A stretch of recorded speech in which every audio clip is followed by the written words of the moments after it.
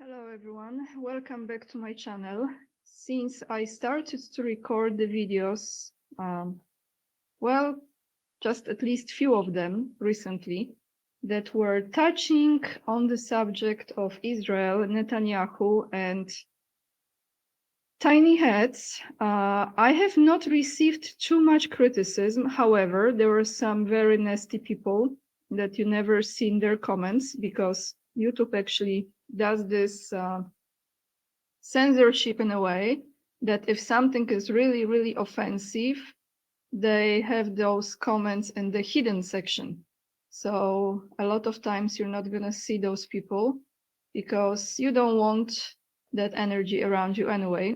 But I decided to continue on those topics a little bit because I came across two interesting videos that I would like to present to you. I'm not accusing anyone of anything, but I am just bringing this to your awareness, since if I come across it, there must be a reason for it.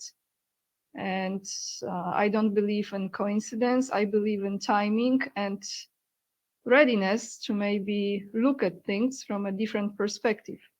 So we're going to look into topic of Israel a little bit. With Polish president, the new one, I will have some questions there.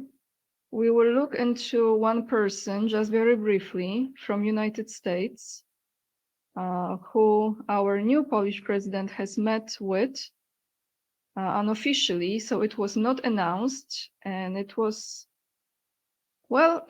in a way like not secret because we know about it now, but kind of secret because we don't know what it was about.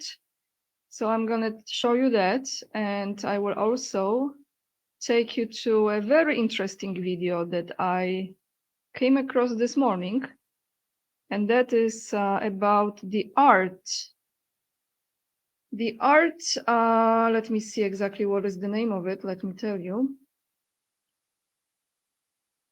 Art students that were from Israel, and they were living in the Twin Towers for 6 months prior to 9/11. So very interesting video. I'm going to play this for you. However, I want to start with a completely different topic, and that is Venezuela and United States. So I'm going to play this video for you, and then I will have a question for all of you guys. So let's take a listen.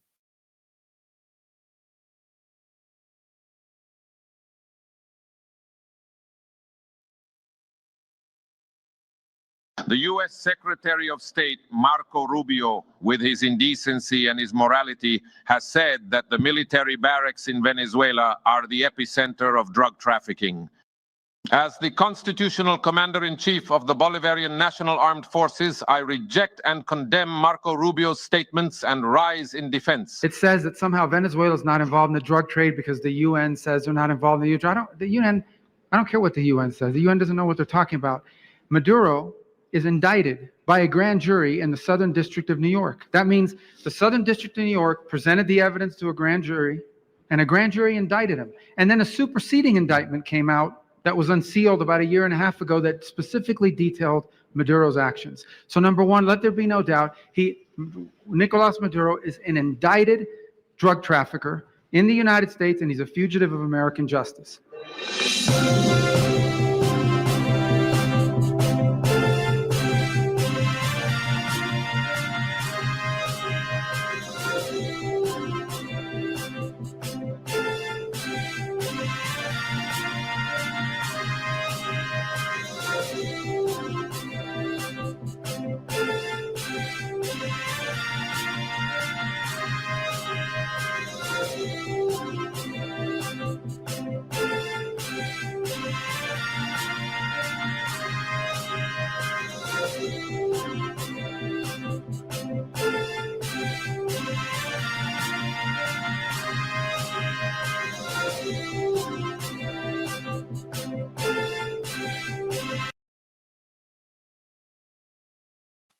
So here is my question for you guys. Do you trust that Maduro guy or you don't? Do you think he is a drug trafficker and he is owned by the cartels, drug cartels, or do you think he is not? And the second question I have for you, I'm sure some of you have come across the same information that I had, and that is that the globalists, because we can say the Democrats or Republicans, is the same group. But those who wanted to have one world government and who are responsible for rigging the elections all around the world, those were very closely collaborating with Venezuela and several other countries to manipulate the elections. That's the information I came across. And I am leaning to believe that that is accurate. So I would like to ask your thoughts. I would like to know if you think that there will be a war and that US will go into military conflict officially, into war with Venezuela, and do you trust this Maduro guy? Because I don't trust him. I'm not saying I trust everything what Rubio says, no, but I'm not sure if this image that has been created that Maduro is actually a good guy is accurate. So I would like to know from you, my audience, and please try to have your own opinion, not being influenced by anyone else, because it's very, very easy to be influenced and just repeat what other people say. That's why I'm saying I hear this and I hear that, but I'm not feeling this guy. So let me take you now to United States for a moment. Actually, this already took place on September 22nd, and that is when Polish President Karol Nawrocki was visiting the US. I believe it was in that time when he gave a speech at the UN. I think that was the moment, but maybe it was during his visit in the White House and meeting with Trump. So this video has no translation as far as English, so I'm gonna translate this for you. First, in this little corner here, well, let me start with, here is Karol Nawrocki. This is the current president of Poland.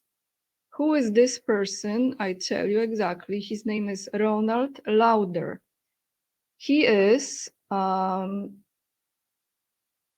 a son of Estee Lauder, who's known for the cosmetic line. So they are billionaires, very, very wealthy family. For sure, I'm sure a lot of you heard about Estee Lauder Cosmetics. So that was his mother. Now his daughter, I think Erin, is one of those who are running this business, as well as she has her own line. But long story short, he is, I think we're gonna read about him in a second. So let me just read now who he is. He's American businessman and pro-Israel political activist. His name is Ronald Stephen Lauder. And I think he lives in New York and many other places, but this is the one who is standing next to Polish President Karol Nawrocki. And this white spot here, you can read 11:15 a.m. meeting, the President of Republic of Poland with the Jewish communities. And here it say Konsultat Generalny, General Council of Republic of Poland in New York. So this was in New York, who was present, as well as the personal photographer of the president. At 12:15, so this is the time, the meeting of the President of Republic of Poland with the leader of the international or world Congress of Jewish people. And his name is Ronald Lauder. So what this video says, on Monday, 22nd of September,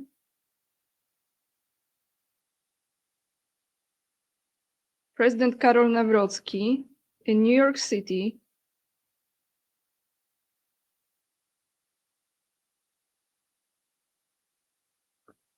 met with the Jewish communities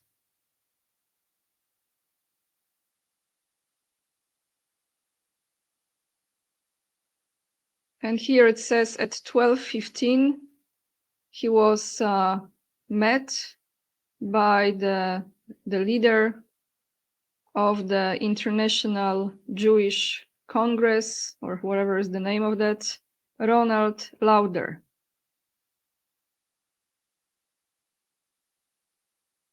This was not announced to the public.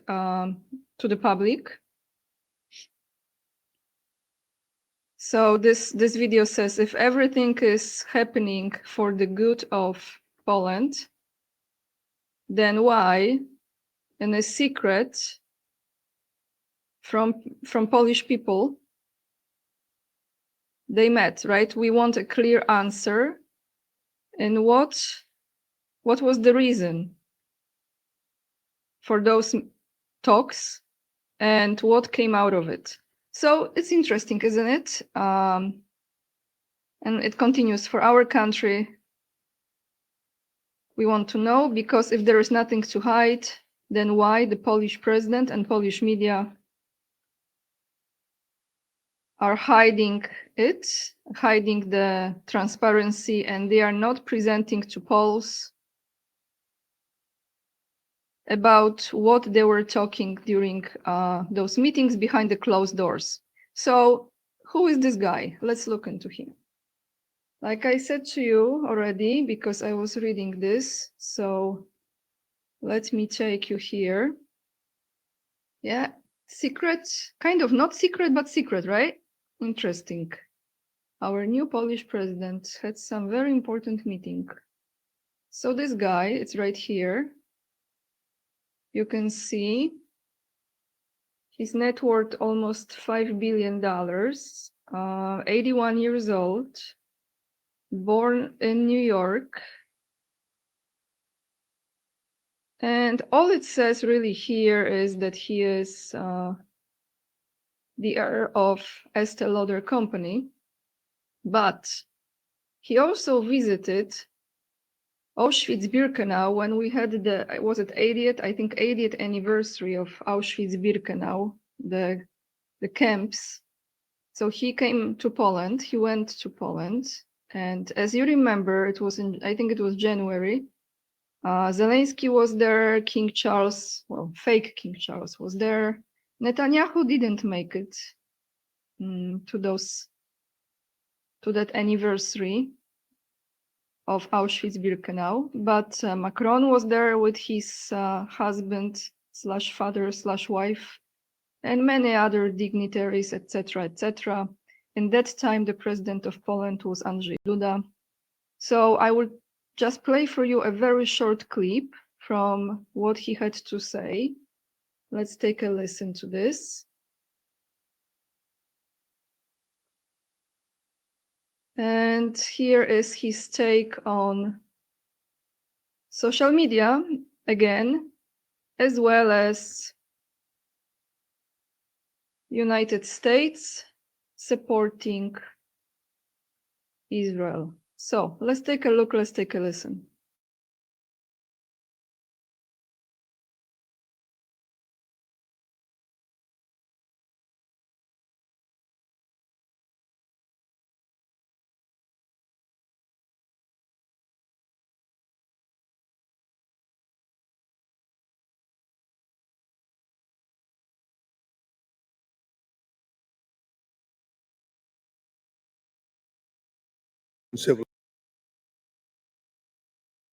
Civilization. How do you stop this? Today, we have a generation that is led by social media, indoctrinated by activist teachers, and aided by a complacent population. They're complacent because they don't see it as their problem. But please believe me, it is all of our problems. Today in the US, 87% of Americans 30 and over fully support Israel's right to exist, just as every other country has exactly the same numbers. But for Americans under 30, the number drops to 40%. No right to exist? Almost half of all younger Americans don't believe Israel has a right to exist. So here we kind of have the answer with this entire Charlie Kirk story, because I will go back to it in the future videos about his wife as well. I will continue with that. But don't you think this all makes sense if 40% of Americans, if his statistics, if his data is accurate, 40% of those who are under age of 30 in United States don't believe that the existence of Israel is important. I'm not saying here it is or is not. I'm saying what he's saying. So that was in January. What demographic was Charlie Kirk mainly addressing? What age group was it? Think about it. Think about it. So here we have the same narrative, the social media and the influence. And now the biggest threat is not to have influence over those 40% that might be growing daily. It's almost becoming 50, or it's actually becoming more than that. And now you have no control over it. So what you're gonna do, you're gonna take over the social media to either suppress this 40% or to convert them to the 60%. It all makes sense, right? Are we connecting the dots here? It's all the same. So what was this meeting about? What was this meeting about between the new Polish president, Karol Nawrocki, and this guy? And Polish people would like to know what they were talking about. It's important, isn't it? So now let me take you to one more video I came across, and it's true. If it's not true, it has anything to do with something horrific that took place afterwards. Maybe very, very possible. Let's just take a look and take a listen what those people were doing there, living there 6 months in those Twin Tower buildings. Very interesting clip. Did you know about it? Because I didn't.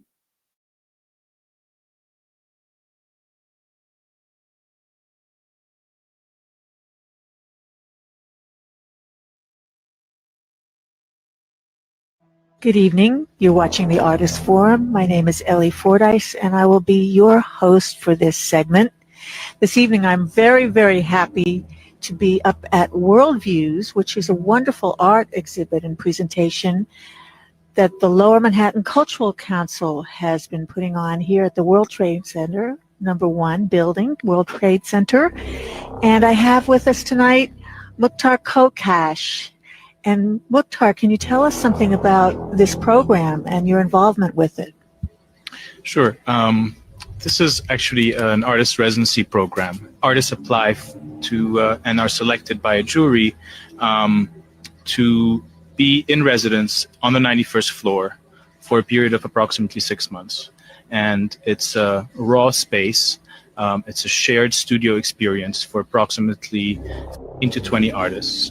And they get to work in this environment. Some people paint the views, some people work on issues of corporate culture, some people are interested in issues of scale, others meditate and do very ephemeral works, because as you can imagine, the views are very inspiring and the light is very beautiful.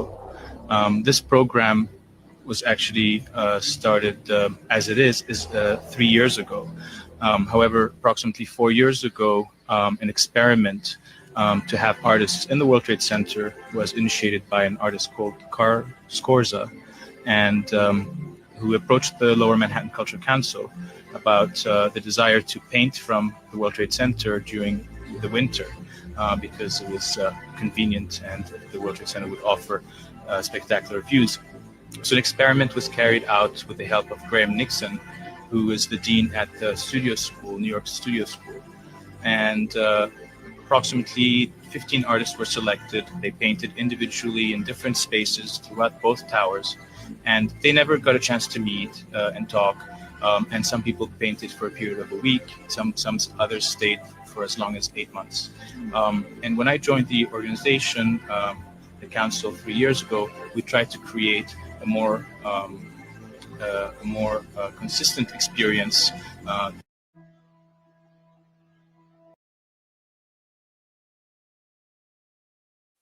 All right, so let's look at this image for a moment. This post here says, notice the word exit on the floor and on the walls. This is the E-team that wired the Twin Towers. So here you see exit right here. And on the floor, you see exit. So what do you think, guys? They stayed on the 91st floor. How interesting is this? For 6 months. I'm not insinuating anything, of course. I'm just asking some questions. What is going on here? What's going on here? Sure, everything is just a coincidence and everyone wishes everyone well and kumbaya and kumbaya. So thank you so much for watching. Some of you are asking me where are the certain clips. I'm not attaching the Instagram clips here, just the YouTube clips. But if you appreciate this content, hit the thumbs up, subscribe, and let me know. Sure, you can share a lot of your thoughts in the comment section. Yep. They have to show you or they have to tell you in advance what they are planning to do. Sometimes literally, sometimes kind of around it, but you kind of know what they really want to do. Thank you guys for watching. Thank you so much for supporting my channel. Thank you so much to Herman for your donation. Another donation, Herman, I've noticed and I appreciate it very much on PayPal. Thank you to my new Patreon supporters. It means a lot to me. And if you have Instagram, follow me there. It's AniaK_44. With this being said, guys, lots of love. And remember, we are the leading edge and we are saving humanity. And I see you in another video. And leave the comments, please. Leave the comments. I really would like to know, especially after today's video. What do you think? Bye, everyone.